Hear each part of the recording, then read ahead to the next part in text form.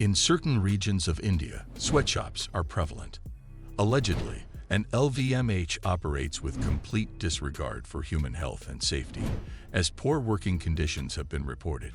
LVMH, the global leader in luxury, controls more than 75 brands that include apparel, wines, perfumes, jewelry, and many other products. Despite its widespread presence, the company has been implicated in numerous controversies, including worker rights violations, tax evasion, disregard for animal rights, and countless others. This raises the question of whether or not LVMH is as malevolent as it is purported to be, and if so, how it has amassed a net worth of more than $400 billion. Behind the glitz and opulence, there is a darker aspect to the story. To understand the LVMH saga, we must first learn about its CEO's past. Prepare to be intrigued and possibly incensed as we delve into the scandals and revelations of Bernard Arnault, the controversial billionaire who controls the LVMH luxury empire. What is the identity of Bernard Arnault? LVMH possesses some of the world's most prestigious brands, such as Louis Vuitton, Dior, and Fendi Bulgari. How did Bernard Arnault achieve such success? Born in Robe, France, in 1949. Early on, Arnault displayed an interest in commerce. In his 20s, Arnault assumed control of his family's construction business and proceeded to expand it into a real estate empire. His real estate endeavors were profitable, but he had his views set on something even greater. Arnault entered the fashion industry in 1984 by acquiring Christian Dior. Arnault's acquisition of Dior was the first step in his strategy to establish a luxury goods empire. Arnault acquired additional luxury brands, including Louis Vuitton and Givenchy, over the ensuing years. The strategy of Arnault was to establish a conglomerate of luxury brands that could share resources and increase profitability. Although fashion enthusiasts laud him as the Pope of fashion, the media and his detractors have dubbed the billionaire French industrialist the Wolf in Cashmere. The moniker conveys the impression that Arnault, one, is an unscrupulous businessman who amassed his fortune by aggressively acquiring and expanding luxury brands. Arnault's strategy consists of acquiring struggling prestige brands and reviving them through design, marketing, and distribution investments. This has led to accusations that he cares more about profits than the integrity of the brands he acquires. LVMH's acquisition is a notable example of a seizure. LVMH. In 1987, Arnault began investing in the company LVMH. LVMH was the result of a merger between the Champagne and Cognac Group, Mott Hennessy, and the renowned luxury fashion house Louis Vuitton. Arnault pursued the rights to Dior fragrances, thereby consolidating his control over the Dior brand. The rights were held by Louis Vuitton at the time. In 1988, Arnault acquired a 24% stake in LVMH with the support of the alcohol brand Guinness, but his entry was not welcomed by all shareholders. Some regarded him as a liability because he was a ruthless businessman whose style did not mesh well with the fashion industry. One of his supporters was former President Henry Racamier, who viewed him as a potential mediator in the conflict between Louis Vuitton and Moet Hennessy. He greeted Arnault with open arms, but he could not have been more mistaken. It did not take long for Arnault to attempt to seize control of the company from Racamier. In response to reports that Louis Vuitton shareholders intended to halt Arnault's consolidation of power, Arnault made his most consequential business move to date. He invested $600 million of his own money to acquire another 13.5% of LVMH, bringing his total share to 43.5% and making him the largest shareholder. Henry Racamier, a former ally of Bernard Arnault, supported the resistance against Arnault's takeover. After losing a judicial battle challenging Arnault's ownership stake, Racamier either conceded defeat and resigned or was removed from his position. Today, LVMH is the largest luxury goods corporation in the world, with a market cap of over $400 billion. And as of January 2023, According to Forbes, Bernard Arnault is the world's richest individual with a net worth of over $200 billion. However, Arnault's triumph has not been devoid of controversy. His business practices and personal fortunes have attracted criticism. Arnault has also been criticized for his notoriously demanding management approach. He is frequently accused of exerting undue pressure on his employees and caring more about the bottom line than their welfare. Nevertheless, this is one example of how the company treats its employees.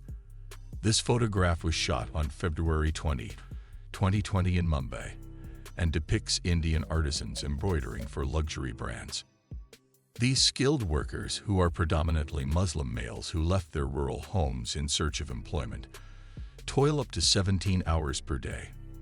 Nonetheless, despite their invaluable contributions, fashion titans such as Dyer and Saint Laurent have discreetly exploited their expertise without providing them with the necessary employment protections.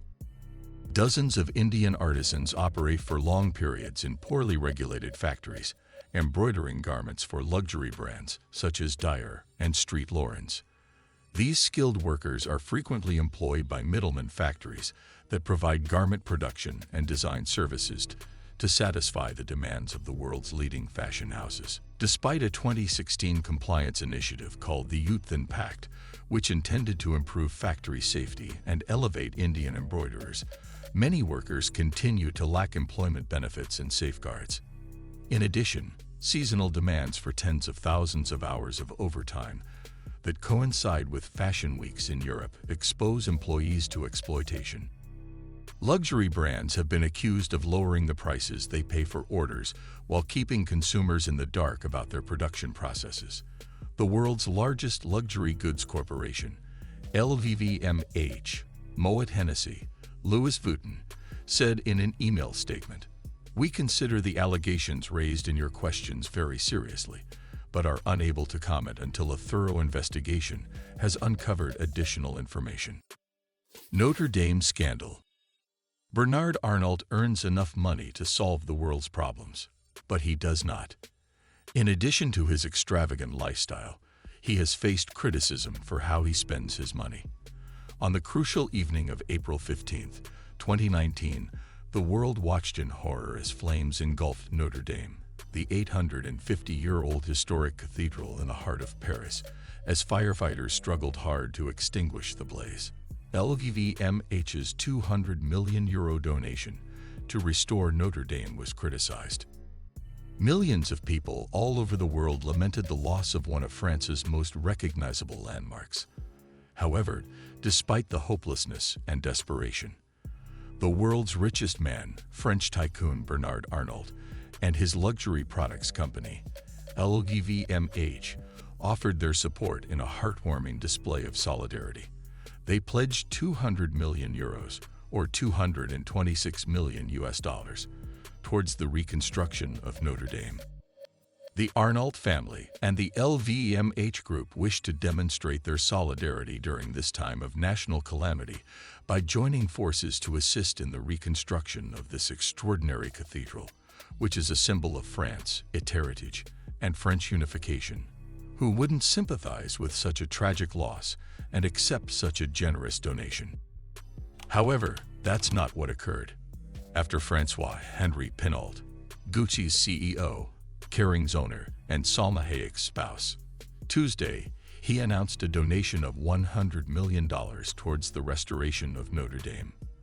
The controversy began when Jean-Jacques Allegan, a current advisor to Pinault's father and a former culture minister, proposed on Twitter that corporate donations towards the rebuilding of Notre Dame should receive a 90% tax deduction, as opposed to the usual 60% deduction that corporations receive for charitable donations.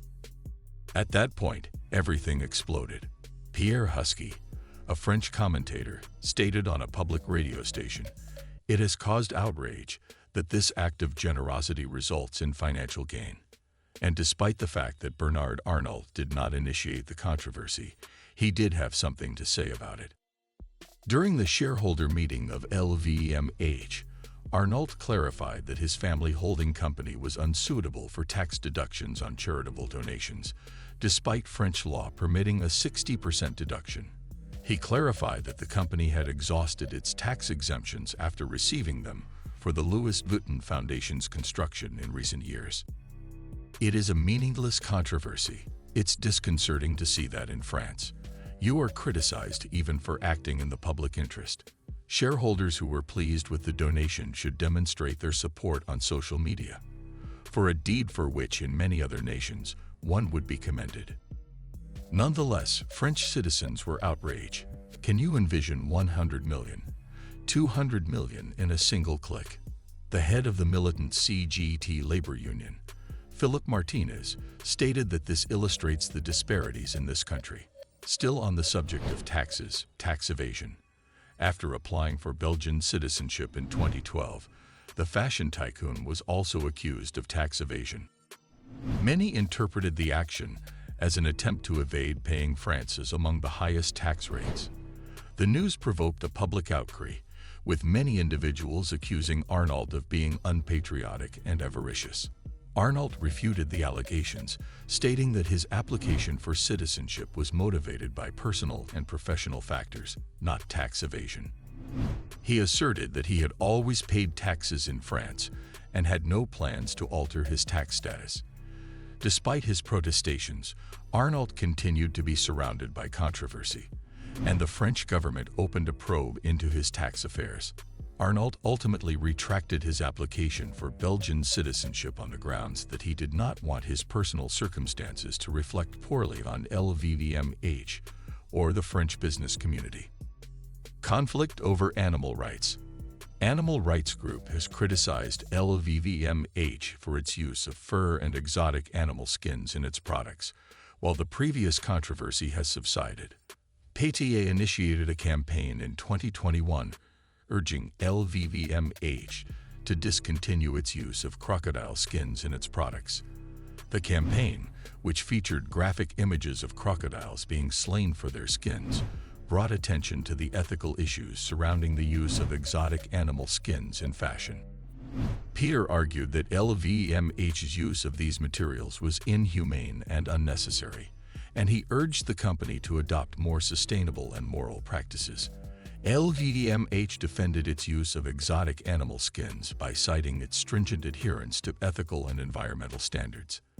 The company also emphasized that the use of these substances was authorized and regulated. Notably, despite the fact that these controversies have been raised, Arnault and LVMH have denied any wrongdoing and taken measures to address some of these concerns. However, these disputes are not isolated occurrences. They are a component of a larger system that prioritizes profit over passengers and the aircraft. As consumers, we can demand change and hold businesses accountable for their actions. By choosing to support ethical and sustainable brands, we can contribute to the development of a fashion industry that is equitable, responsible, and genuinely luxurious. Today, Bernard Arnault remains one of the most significant personalities in the luxury goods industry, but his tale serves as an illustration that not even the richest and most powerful individuals are prone to conflict and scandal. If you enjoyed the video, subscribe our channel and don't forget to hit the bell icon.